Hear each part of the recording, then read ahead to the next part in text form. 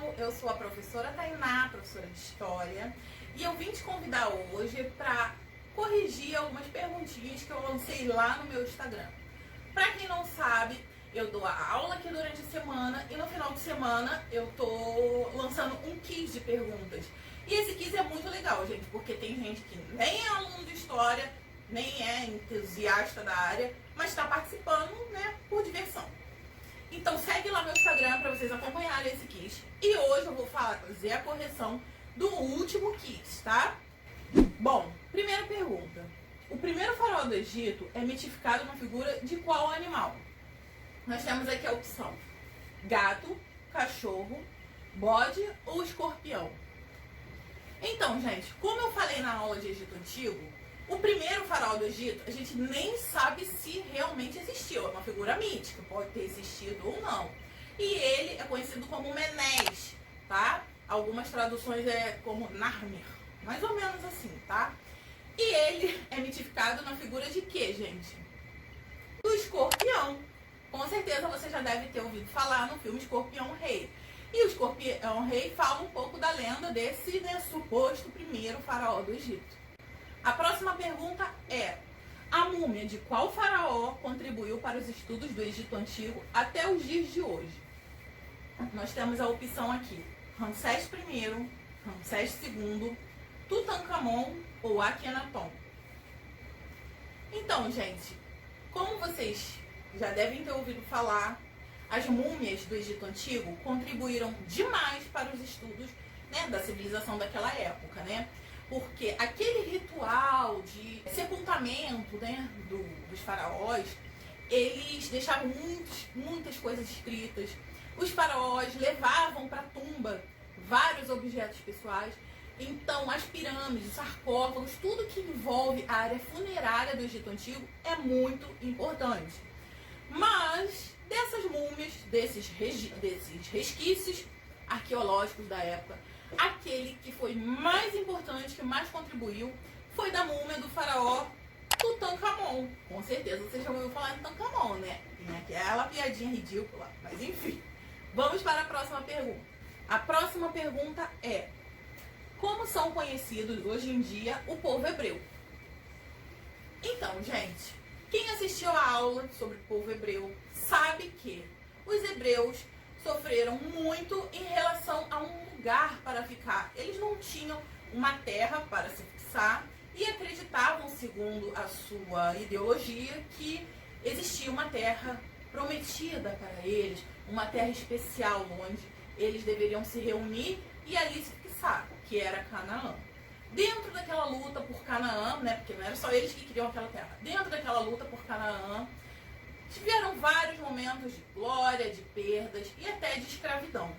Um dos momentos que os hebreus conseguem se estabelecer na área de Canaã e começa a ser gerado um novo conflito, há um cisma, uma separação entre eles, entre o reino de Israel, ao norte, e de Judá, ao sul. Então o nome judeu vem daí, Judá.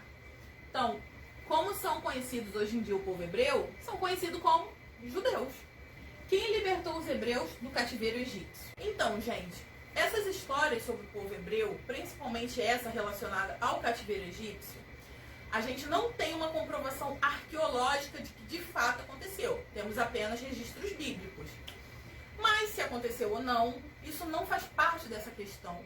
De acordo com a narrativa bíblica, quem libertou o povo hebreu dos egípcios foi Abraão, Jacó, Golias ou Moisés?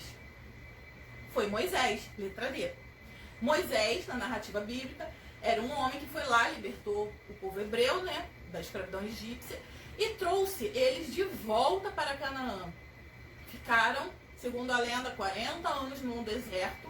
E Moisés até passou por aquela situação de abrir o Mar Vermelho para o pessoal passar. É ele que, teoricamente, é o receptor dos 10 mandamentos. Enfim, é uma história muito curiosa, assim, eu acho interessante. Eu gosto de estudar isso. Qual o nome da escritura considerada sagrada pelo povo hebreu? Gente, essa questão teve muito erro, tá? Por quê? O povo hebreu, quando se estabeleceu como povo, criou um código de regras, né, um código de conduta, como se fosse uma Constituição Federal que é para nós hoje em dia. E esse código de regras e condutas, ele foi escrito em 5 livros, tá? Depois, quando surgiram os primeiros cristãos na Europa, eles se apropriaram desses 5 livros e acrescentaram mais coisas. Tanto que esses 5 livros é conhecido na Bíblia Católica como Antigo Testamento e o que veio depois como Novo Testamento. Mas falando dos judeus, né, dos hebreus, eles têm esse livro, né, esse livro de 5 livros, conhecido como Pentateuco, que na tradição hebraica nós chamamos de Torá. Muita gente marcou Alcorão. Só que o Alcorão é o livro sagrado dos muçulmanos, que é outro grupo semita, tá? Mas não tem nada a ver com os hebreus. E os muçulmanos, eles se fundaram como religião, se estabeleceram, né, como povo apenas na Idade Média. A gente está falando de antiguidade. Então, gente, tomem cuidado. A resposta certa é Torá. Próxima pergunta. Quem foi o líder que consolidou o povo persa como povo? Escolha a alternativa. A. Dário I. B. Xerxes. C. Ciro o Grande. E D. Luiz Inácio Lula da Silva. Bom, a gente já pode eliminar uma aqui, né, gente? Mas, enfim, muita gente também errou essa questão. Por quê? Baseado no filme 300 de Esparta, as pessoas só lembram de Dário e Xerxes. Mas, na verdade, o primeiro, o pai dos persas, foi Ciro o Grande. Essa é a resposta correta. Dário foi muito importante para a cultura persa, porque ele criou estradas, criou o correio, ele instituiu diversas coisas importantes naquele momento. E Xerxes, que era o filho dele, deu sucessão a isso, inclusive a expansão territorial do Império Persa. Mas o primeiríssimo tá aqui. Não vou falar isso porque é pornográfico, mas enfim, foi Ciro o Grande. A próxima pergunta é: as batalhas entre persas e gregos são chamadas de opção A, guerras médicas, opção B, guerras santas, opção C, guerras púnicas ou opção D, Guerra Fria. A gente pode começar eliminando questões aqui, tá? A gente pode começar falando, por exemplo, sobre a Guerra Fria, né? Letra D.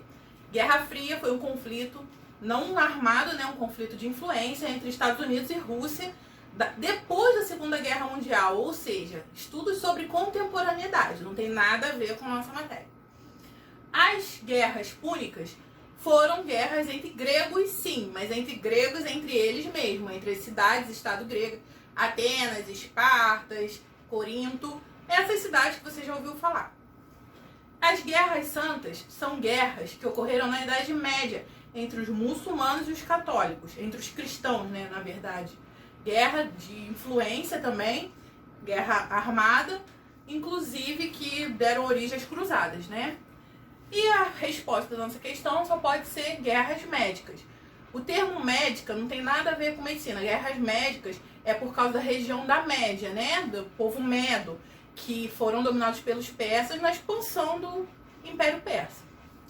Então, vamos agora para a última pergunta.